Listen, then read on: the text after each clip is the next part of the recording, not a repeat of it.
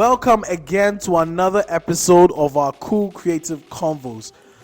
We are happy to be here. This is our third episode. Guys, this is a celebration for me. We didn't know we'll get here, but we are here. We are happy to have you guys on board. If you're listening, God bless you. Thank you for supporting. We are looking forward to having another great conversation. We want to talk about something that we usually see, but we don't pay attention to maybe, and we are not using it well. And so it's become a thing where my brother and I decided, listen, let's have a conversation about it. We ourselves may not be experts, but if we start talking about it, it might bring out ideas for people to use. We are in the marketing space in Ghana, and we have to use every single channel. Guerrilla marketing is that one marketing tactic that has been underused in Ghana. It's quite debatable because people still do things and consider it guerrilla marketing. I agree. It does fall under that bracket. But we're talking about the great stuff, the head-turning stuff, the one that actually stops people when they are walking on the streets. When you are going to the market and you see something and it stops you, the one that gets you to go back home and talk to your brother or your sister about it. That's what we are talking about. So I have, as usual, my champion, Eli Daniel Wilson, on the bill. My brother, how's it going? Man, I feel good. Nice one. You know the reason why we started this podcast is to talk about what people aren't talking about. Yeah. So guerrilla marketing, if you guys remember from episode 1, I said I don't think the industry is half as exciting as it could be. And I think one of the things missing is guerrilla marketing strategies and ideas. We haven't seen anything that stops traffic. We haven't seen anything that brings the whole freaking country to a standstill. We haven't seen any marketing activation that gets reported organically, not the ones you have to pay for placement. But because it's so exciting, everybody's talking about it, they're like, nah, this is newsworthy. We haven't seen that. All these brands activating here and there. I mean, let's talk about what the blocker is. Why is it not happening? Right. Is it the agencies? Is it because the agencies are pitching it and the brands are not biting? What's going on, guys? So we're here to talk about it. Yeah. That's true. I want us to go quickly into it and define it for everybody. Not everybody would understand what we are talking about or even know what guerrilla marketing is. So let me just quickly read out a definition of this guerrilla marketing from Investopedia. It says, guerrilla marketing is a marketing tactic in which a company uses surprise or unconventional interactions in order to promote a product or service. Now it says guerrilla marketing is different than traditional marketing in that it often relies on personal interaction. It has a smaller budget and focuses on smaller groups of promoters that are responsible for getting the word out in a particular location rather than widespread media campaigns. So it's listen, let me just take those characteristics that they just added and maybe we can break it down. The first one saying it's a personal interaction.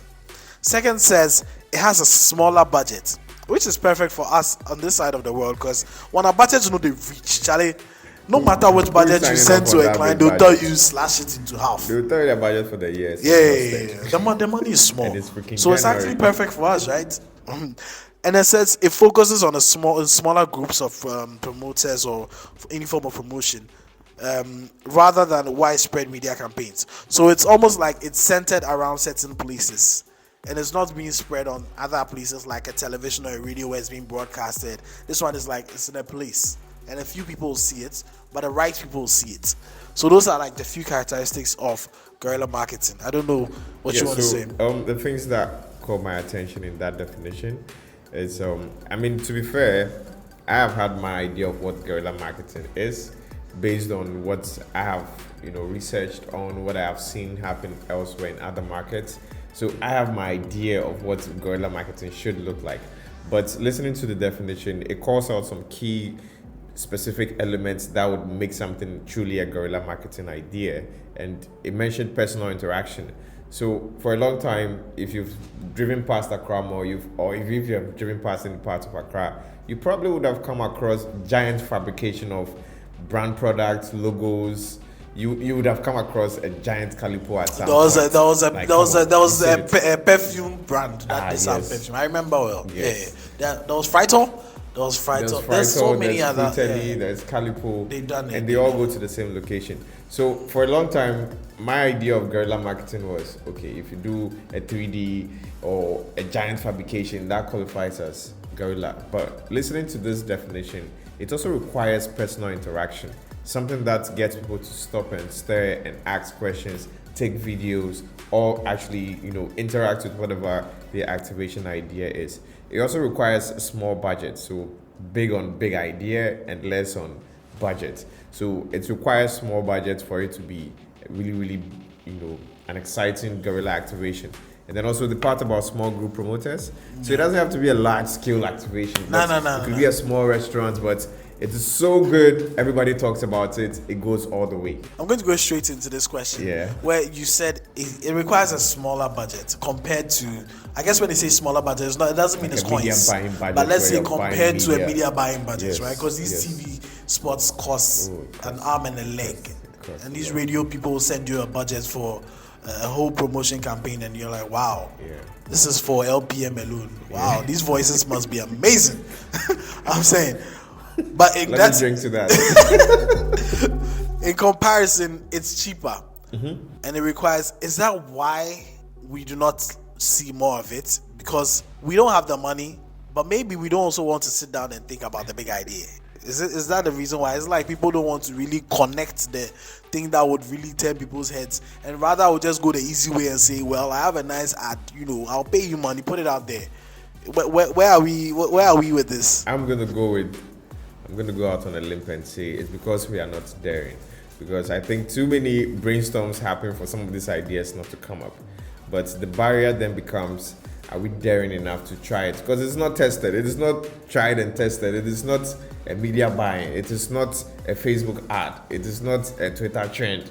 This is it's really a shot in the dark most of the time. Every time you do something that has to turn heads, it means you are the It has first to be doing the it one or of something. one, like Yeah. the first of its kind. You have to shock us. After all, that's what surprises. It has to be something we don't see. And we like copy. So We like that's why everybody's dancing now. We are saying the no, flash let's mobs. not do that.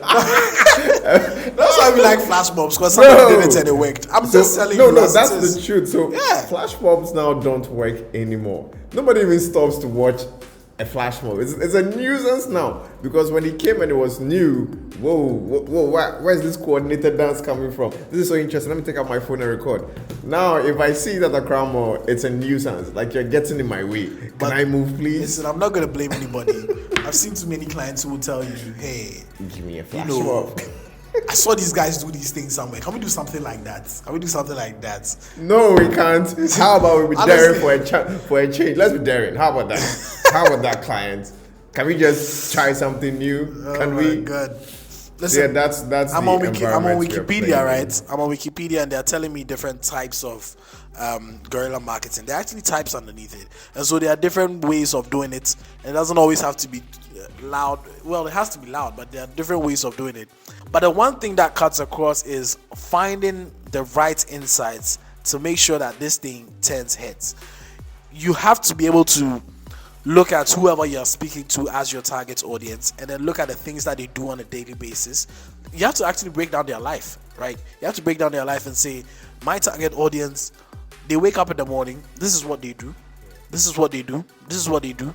So this is something that if I do, they will pay attention to. Now, sitting down to come up and draw those lines, it no be joke. It's serious thinking. Requires brain work. And so I can understand when you do something as simple and you realize that brands that even don't need flash mobs go for flash mobs, or skaters with flyers. That's the best one. That's for events. Skaters with flyers is something that we love.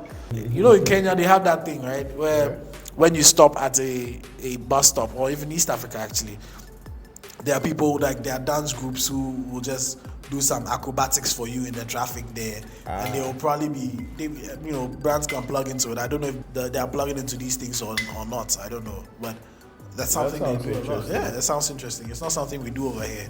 This is what I think. We are not connecting the lines.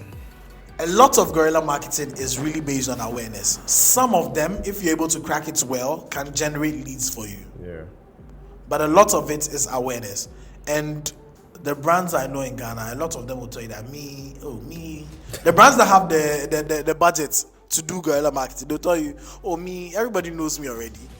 No, that's what I'm looking for. I want people to sign up to my distance, sign up to my that, or do this. They want the leads, not awareness. So it's really a perfect marketing strategy for up and comings or startups, or those ones who are not as big, who so that they can do things that they don't have to spend a lot of money.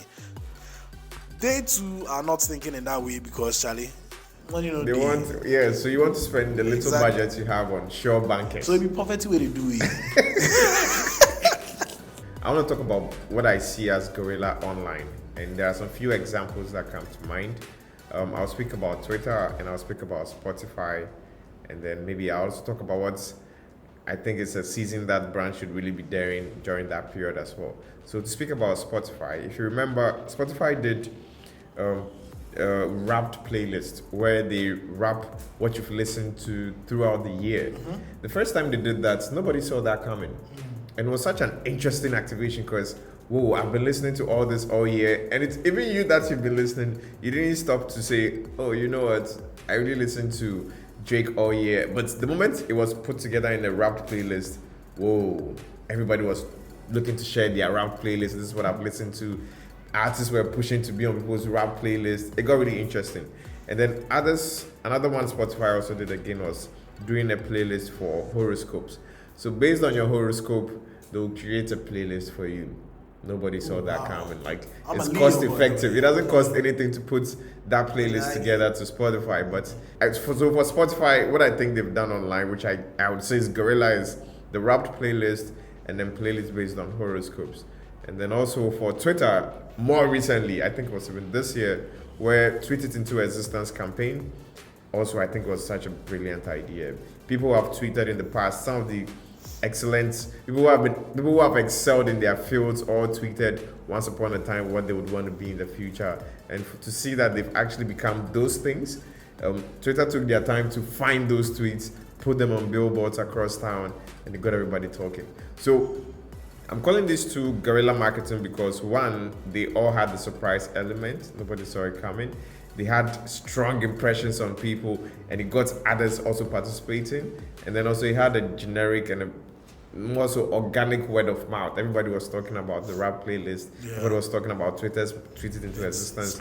So for me, those two are digital guerrilla marketing ideas. Which is where we are headed now, right? Yes, which is why I think they have gotten it right. Yeah. But more so and more often, guerrilla marketing, the popular ones have all been BTO. Very much BTO. They've all been BTO. It's out there. It's out there in the streets for you to experience yourself. Like the fabrications. And I have a few that I love very much. Yeah. It has to do with money. There's this one where I think it's a glass company. Yeah. Where they have a little sign. It's not even a big. It's a signage, right? And they've stashed a lot of money in there, but it's bulletproof glass. And you have to smash it. And you have to try and smash it. Basically, they don't even tell you to smash it. But if you're walking around on the street with all that money just sitting there, I mean, people are hungry. They will try to smash it. And if you try, you realize you can't. Jabben, we are copy people. Let's own it. And have a fintech company do this. And do that. Put some 100,000 CDs. Yeah. Okay, maybe 100,000 is a lot. This economy. Put 10,000 CDs in a glass box and have people smash it. Like, can somebody try that? And then say that your app is as safe. Your money is as safe as the way it's in the glass. Dope. That would be great. I've seen also people like put like fake money. Well, that's annoying though. You're walking there, you see fake money. You get happy, you go pick it up, and it's not real. And you're like, they just sending you a message. But that example, does it have the surprise element? It does. Does it have a strong impression? It does. Does it get people talking? Even if you hate it, it's a strong impression. You would pay attention. Yeah, guerrilla. I think that works. Also, I wanted to say that there's a season that I always see as an untapped. I mean, brands do things, but not as big as they could, and that's the Christmas season. It's such it breaks my heart. Maybe because I'm a December baby, but it breaks my heart that we don't have a lighting festival yet. We do though. Don't we have those things? Love Christmas. Do we have them at what's it called? Airports runabouts. The grottos that they do. Do you know what I want to see? Brothers. Do you know what I want to see? I want to see lights from Adenta Barrier to Bro, your street lights no light up. to Rich. Like, I want to see street Christmas lights running that long, and the activation is by a brand. Right. Or even Vodafone, you're in airport. How about you take over the whole airport with your Christmas lights? Light up the whole building. Let it be so amazing. I mean, can we push the boundaries just a little bit? Can we? Go off. Can we? Your ECG prepaid will finish. I'm not even going to talk too much about lights right now. But I agree. There's so little, because you have to tie these things to like seasons. Christmas is a great season. Easter, there's Easter, there's Eid. There are so many Eids. Yeah. We spend a lot of time on these things, but we don't take advantage of it, because I feel like we see them as things that will pass. So we will not spend our time and build something extra, do something extra, because in a few months or a few weeks it will pass, and then your money shit, basically. Your money shit. I have a question. If you think of Christmas, do you think of any brand in Ghana? Do you think any brand has owned Christmas in Ghana? Apart from Piccadilly biscuits in the 90s. Apart from those times where you know that you're going to have biscuits. It was accidental. It was accidental. Because we love it. Nobody took their time. But they didn't do any brand campaign to say they own Christmas. I've not seen any brand really come out. Guys, we may be forgetting. If you do remember, please put it in the comment section somewhere. Yeah. We could be forgetting something. I mean, I've had a nice glass of whatever Ellie said. It's possible that I've forgotten. There's another part too that I that I want to look at is monuments, because in I don't know which parts of America there's a bull. I think it's on Wall Street. There's a bull that has been used a lot, but people use it. And there was a little statue, if you remember. There was a statue that it was speaking about. I think it was a little girl who was standing up to. There was an art placement of this girl standing up to the bull at Wall Street, and it became a big thing. People just came around, take photos. It went viral. That same artwork was I'm sure it's carried into a museum somewhere. It's a big deal, basically. And that same bull has been used by so many different brands, right? I've seen one where they're like, it's wearing like some underwear or something like that. Yeah. But that's how monumental that same artifact is, and different brands have tapped into it. Just recently, Global Citizen was able to put a red circle on our Independence Arc. Who allowed that? I don't know. My question is, do we have such monuments, and do the laws even allow us to do these things? Because the first thing I saw, I asked the same question. The first time I saw, was like, who allowed them to put that red circle on our own Independence monument? The one that brings us pride. Like our holy grail. Yeah, but then, if that can be done, then it means that we are not doing it. Or was it because we white man? Oh, I shouldn't go there. Hey! But that's my point. Do we have such monuments? I know we have the lighthouse that is very iconic for us at Jamestown. We have castles.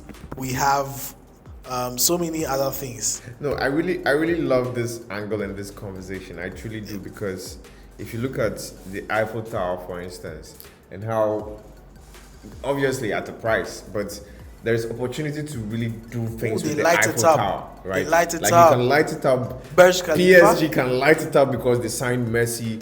There's opportunity to do things with iconic things in France. It's awesome. The other one also I think I wanted to talk about when I think Roma signed Dybala. I mean, did you see the activity? Did you see how they announced him? They light up a whole monument in Roma just to announce a player. So it's like there is a convergence between brands and then iconic, monuments in the country, and it's allowed. It's allowed for them to drive messages. Why else are they there? Around it. Why else are they there if they are not supposed to serve like messaging purpose? So we had to wait for Global Citizen to come and put. Okay. Sarko did the concert on the Black Star Square. No, he did. They did. No, we have been using that Black Star Square, but nobody actually touches that Black Star Square. Yeah, it feels untouchable. Yeah, it feels untouchable. But the Global Citizen, they lit it up different. Nicely. It was dope. And they put a red circle on that thing, and I was like, people. I'm sure people have thought about doing these things. I'm sure we've not allowed them, but anyway. But there are so many other monuments. I mean, there are castles, slave castles, that we don't do anything with. people go there, there's no experience. Can we get into it? 'Cause Yeah. You know, We can talk my about frustration with Elmina right now. You know, Elmina. Again, let me just take a step back. We have the world's attention. Accra has the world's attention. Ghana has the world's attention, and we can't have people coming back every year to see the same things. We have to get to a point where we are, spicing up the same message but in a more impactful way. And I'll give an example, and this is just top of mind. With the advent of new technology and all the awesomeness that comes with it, what is stopping us from retelling the slave story but in a virtual world? I've seen people get carried to Elmina. There's a tour guide who would walk you, tell his story, and then if I come back next year, why would I want to go back to Elmina again? Because you're going to tell me the same story. No improvements, nah, man. But imagine where we have a room at Elmina where when you enter, you can enter a virtual world where they can reimagine the whole experience for you, even with the virtual reality. You can reimagine the whole experience, have people cry tears, let them feel it, let them live in the moment through virtual reality. Now, that's something I can go back year 1, year 2, year 3, and different stories could be told on how slaves were moved from the shores of Accra to Europe and the rest of the world. It gives it a whole different dimension. And for me, there's opportunity to be gorilla in there. Chief. There's a lot of surprise in there. There's a lot of impression. So many things could be done with those these things. In Kigali, where they have their genocide memorial.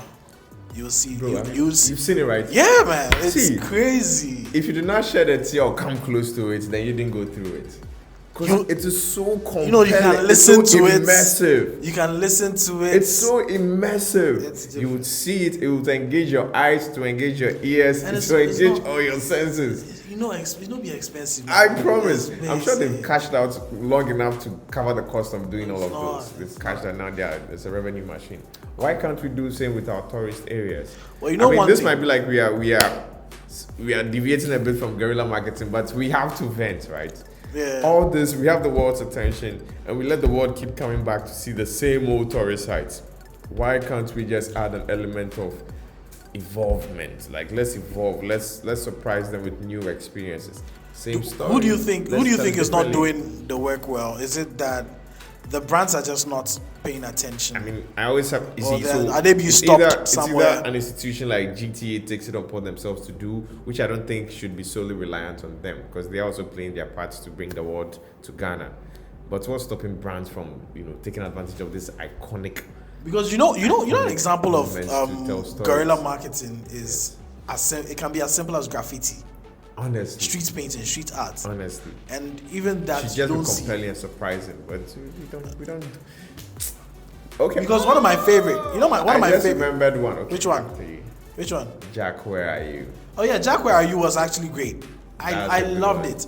They have those things sticking out of their roofs, and then you pay attention. Yes. Now that was a great example. Because I'm looking for good examples. I don't want to make it look like we think that. Oh, we tried for that one. Nobody did that was good. That was good. Everybody was asking, "What's Jack? Jack, where are you?"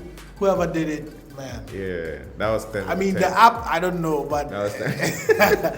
but the campaign. The campaign was 10 was over 10. Done. It was 10 over 10. Love it. We should file it under the Museum of Advertising in Ghana. I'm going to. We need to document that was a 10 over 10 for students campaign. To study about it, because it was great. That was a 10 over 10 campaign. I would give it that. Yeah, that was good. Because we do things on the streets. I just Check don't like the it. Boxes. We have moved, because we don't want it to be an awareness thing alone. We have moved into a culture of creating an experiential space. So we have the chocolate week, where we have the Goku board guys go at Tetekwashi Circle, do a whole chocolate city or whatever it is, where there's like chocolate fountains, see how chocolate is made, go from there. People do that. And then we had Johnny Walker do that amazing House of Walker, which was really amazing. So that was 2020? I think so. December. I think it was that COVID December? Before COVID, I think. 2019 or after December. COVID. I'm not sure. I really can't remember these things. It was good. Seeing Johnny Walker walk across the city was lovely. Really nice to see. Lovely. I feel like those are the things that we have reached right now. More of those. Yeah, more of those. We see them once in a while and we are like, this is dope. But like this way, I haven't seen any brand shockers within the Guerrilla Marketing that we can say checks the box of, oh, that was surprising, that was very compelling, there was word of mouth everywhere.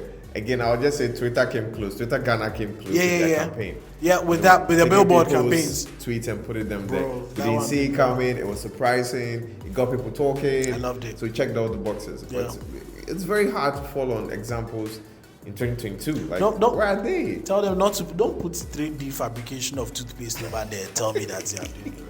Am I getting actual toothpaste out of it? Like, do you put a fabrication in there that I can go and stand there and get free toothpaste? Like, do you get it? Don't get wooden toothpaste, paint it and put it there and say, Hey, Guerrilla. Why, baby? I know it is. I mean, in the strictest of definition, it will fall under that. Yeah, but no, is it surprising? It's not surprising. Like, it's very blunt. You see it and you don't want to see it for a second time. We are not daring. That's the truth. You said it. I'm telling you, because I'm looking at our market and I'm looking at those same brands in other markets, and they are daring with their. You mentioned some Nigeria activation. one, right? There was this Nigerian thing that Big Brother. Yes. Yeah, you did. Yes. Let me talk about that example. So that's also, I think, that's a digital TV coming together to pull off a really great idea. It was Big Brother. I think it was the finale, and Quidax. Crypto Mbappe, if you know it, you know it. Crypto Mbappe, Don Jazzy. So we are watching the finale of Big Brother Niger, and then out of the blue, there's a QR code moving on the screen. The screen goes black.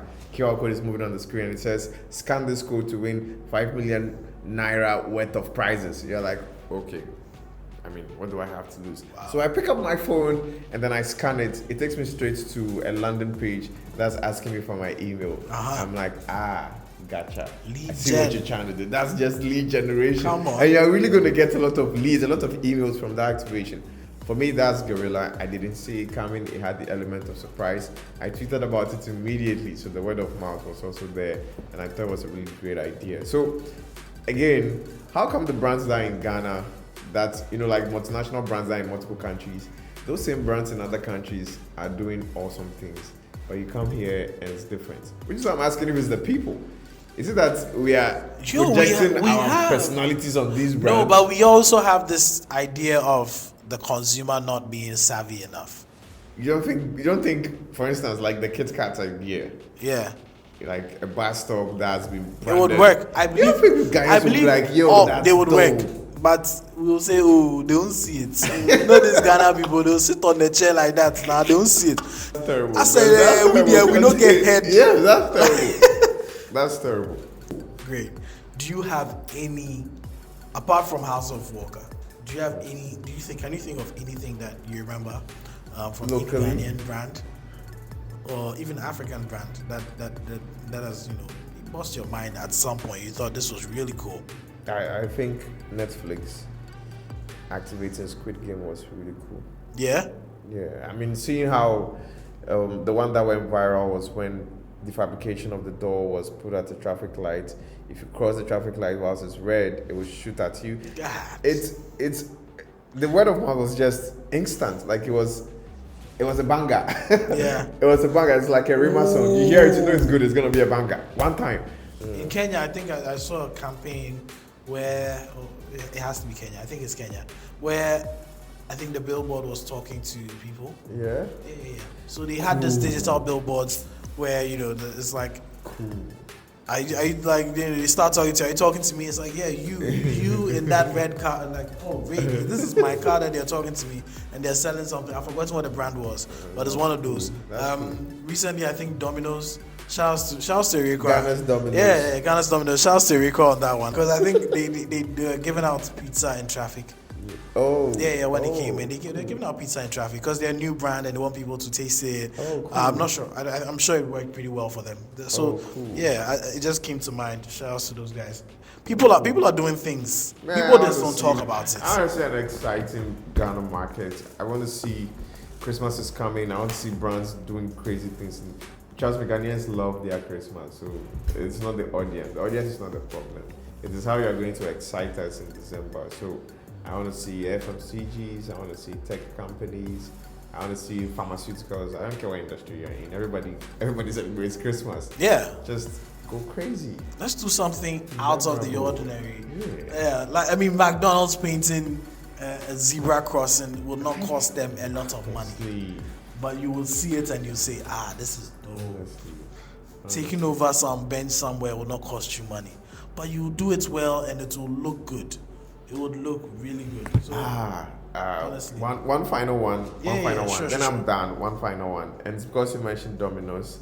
So, looking into the topic of guerrilla marketing and trying to find some really, really good examples or case studies of people who have really, really gotten it and got it on bull's eye.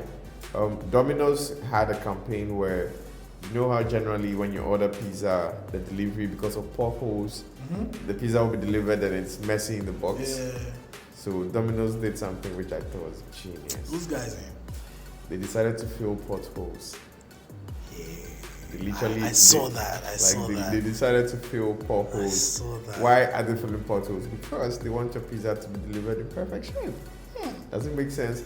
Hell yeah. You see how simple that insight is? Hell yeah. Like you get, like it's so simple. Yeah, it makes like sense. that one there, everybody knows that photos know they help people. Yes. But you don't have to think too And far. the goodwill in that, the PR value in that, that's genius. So again, let's not.